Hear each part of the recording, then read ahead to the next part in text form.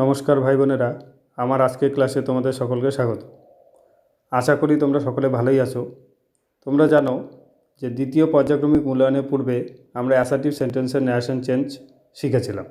তো আজকে আমরা ইন্টিগ্রেটিভ সেন্টেন্সের ন্যারেশন চেঞ্জ করা শিখব। তো ইন্টিগ্রেটিভ সেন্টেন্সের ন্যারেশন চেঞ্জ করার আগে আমরা ইন্টিগ্রেটিভ সেন্টেন্স কত রকমের হয় সেটা আগে ভালো করে দেখে নিই। দেখো, ইন্টারোগেটিভ সেন্টেন্স দু রকমের হয়। Type A, what do you want, how do you know me. দেখো এখানে যে দুটো বাক্য লিখেছি, দুটো বাক্যই ডাব্লিউএইচ ওয়ার্ড দিয়ে শুরু হয়েছে, ঠিক আছে। তো একটা টাইপে তোমরা দেখতে পাবে যে ডাব্লিউএইচ ওয়ার্ড দিয়ে শুরু হয়, সেটাকে বলা হয় ডাব্লিউএইচ কোশ্চেন।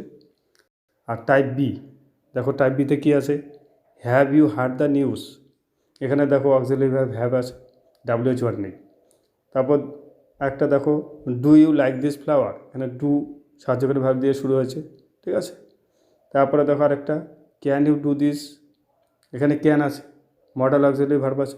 তা টাইপ বিতে যেটা দেখতে পাচ্ছ সেটা হচ্ছে শুরুতে ডাব্লিউএইচ ওয়ার্ড নেই, সেগুলো হচ্ছে অক্সিলারি ভার্ব দিয়ে শুরু হয়েছে, ঠিক আছে। তো এই টাইপ বি যেগুলো আছে সেগুলোকে বলা হয়েছে ইয়েস বা নো কোশ্চেন। তো এই দুটো টাইপের ইন্টিগ্রেটিভ সেন্টেন্স হয়ে থাকে। তো ওই দুটো টাইপের ইন্টিগ্রেটিভ সেন্টেন্সেরই আমাদের ন্যারেশন চেঞ্জ শিখতে হবে, ঠিক আছে।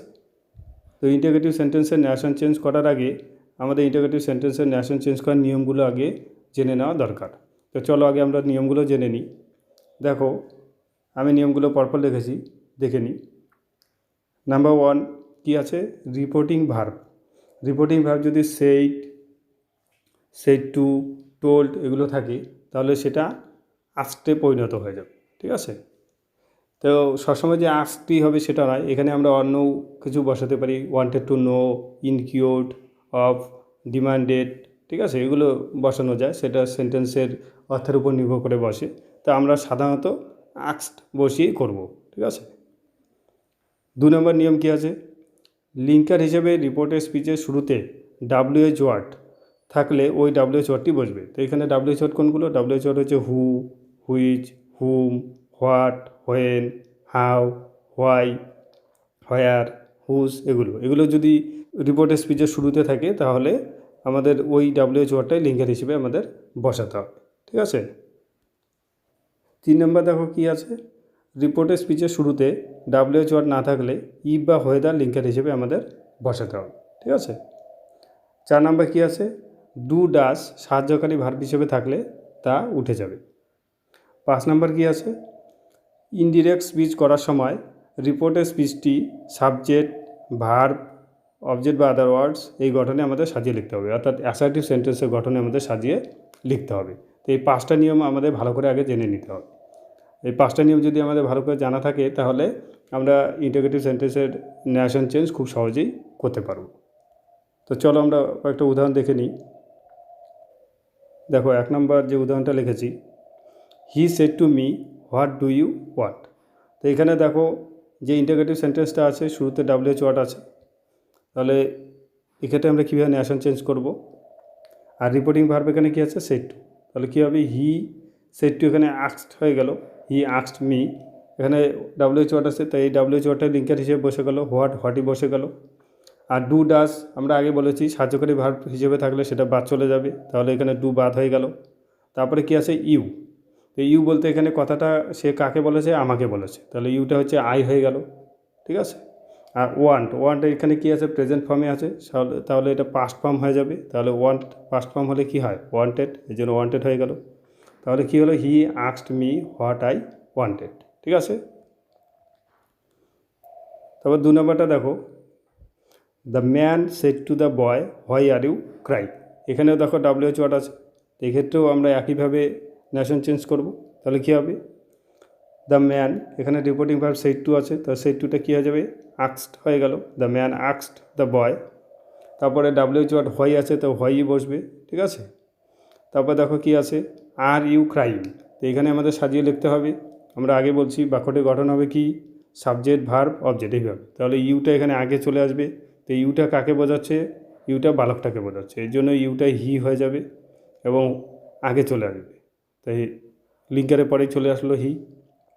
তারপরে কী আছে, আর, তাই অ্যামিজার থাকলে পরে সেটা কী হয়ে যাবে, ইন্ডিয়া করার সময় সেটা ওয়াজার হয়ে যাবে, তো এর জন্য ওয়াজ হয়ে গেল, আরটা এখানে ওয়াজ হয়ে গেল। আর ক্রাইং ক্রাইংই থাকছে। তাহলে বাক্যটা কী হলো? The man asked the boy why he was crying. ঠিক আছে, 3 নম্বরটা দেখি। Ajit said to Rekha, do you know the way. তো এখানে কি আছে? এখানেও রিপোর্টিং ভার্ব সেড টু আছে, কিন্তু এক্ষেত্রে দেখো ইন্টারোগেটিভ সেন্টেন্সটি WH দিয়ে শুরু হয়নি, ডু সাহায্যকারী ভার্ব দিয়ে শুরু হয়েছে। তাহলে এই ক্ষেত্রে আমাদের ন্যারেশন চেঞ্জ আমরা কীভাবে করব? দেখো, অজিত সেড টুটা আক্সড হয়ে গেল, অজিত আক্সড রেখা। তো এখানে যদি WH না থাকে তাহলে আমরা বলছি যে WH না থাকলে আমাদের লিঙ্কার হিসেবে ই বা ওয়েদার বসাতে হবে। এই জন্য ই বা ওয়েদার বসাবে, যে কোনো একটা বসালেই হবে। আর এখানে ইউ বলতে কাকে বলছে? ইউ বলতে রেখাকে বলছে, অজিত রেখাকে বলছে, তো ইউটা হচ্ছে রেখা, এর জন্য তার প্রোনাউন সি বসালাম। তারপরে কি আছে? নোটা প্রেজেন্ট ফর্মই আছে, তাহলে এটা পাস্ট ফর্ম হয়ে যাবে। তাহলে কি হয়ে গেল? নোটা নিউ হয়ে গেল, দ্য ওয়ে আছে, দ্য ওয়ে হয়ে গেল। ঠিক আছে, আর বাক্যটা গঠন কিন্তু অ্যাসার্টিভ সেন্টেন্সও হয়ে গেছে। লিঙ্কারের পরের থেকে যে বাক্যটা থাকবে তার গঠন আমাদের অ্যাসার্টিভ সেন্টেন্সে করতে হবে, অর্থাৎ সাবজেক্ট, ভার্ব, অবজেক্ট বা আদার ওয়ার্ড এই গঠনে আমাদের সাজাতে হবে। সবসময় এটা মনে রাখবে। তারপরটা দেখো কি আছে? Robi said to Lata, shall I switch on TV.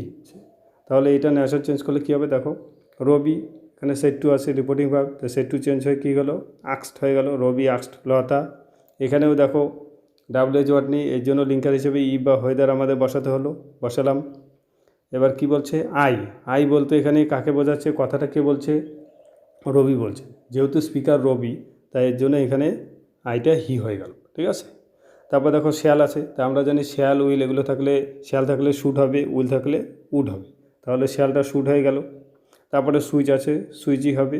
ঠিক আছে, কারণ আমরা জানি ওই যে দুটো পাস্ট হবে না, শ্যাল যেহেতু শুড হয়ে গেছে, তাহলে সুইচ থেকে সুইচটা আর হবে না, দুটো পাস্ট একসঙ্গে করা যাবে না। ঠিক আছে, তা বাক্যটা কী হলো? Robi asked Lata if he should switch on TV. ই বা ওয়েদার যেটা তোমাদের খুশি সেটা বসাবে। তারপর দেখো পরটা কী আছে?